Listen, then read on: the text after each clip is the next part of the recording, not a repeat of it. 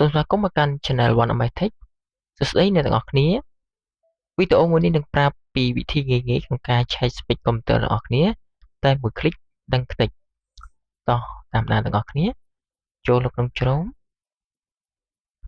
រួចវាយពាក្យ CPU set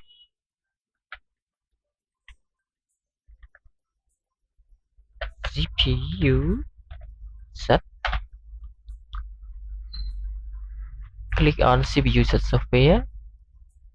click set up English download now open folder រួចអ្នកទាំងអស់គ្នាdouble click លើ CPU set យកពាក្យថា yes យក I accept next យកពាក្យថា next install finish អញ្ចឹងអ្នកទាំងអស់គ្នាចាប់ផ្ដើមទៅបើកកម្មវិធីដែលអ្នកទាំងអស់គ្នាបាន download មិញមកចុចលើ CPU set យក yes អ្នកទាំងអស់គ្នារងចាំ plate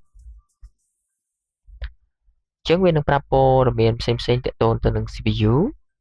អ្នកទាំងអស់គ្នាមើលតាមហ្នឹងទាក់ទងទៅជាមួយនឹង mainboard ជាប្រភេទ mainboard ទាក់ទងទៅនឹង memory ឬក៏ RAM ហ្នឹងប្រភេទអ្វីខ្លះទាក់ទងជាមួយនឹង graphic អញ្ចឹងអ្នកនរគ្នាអាចមើលព័ត៌មានម៉ាស៊ីនកុំព្យូទ័ររបស់អ្នកតាមកម្មវិធី CPU set នេះបានអញ្ចឹងអ្នកនរគ្នាមានចម្ងល់ផ្សេងៗទាក់ទងនឹងការប្រើប្រាស់កុំព្យូទ័រអ្នកនរគ្នាអាចចូល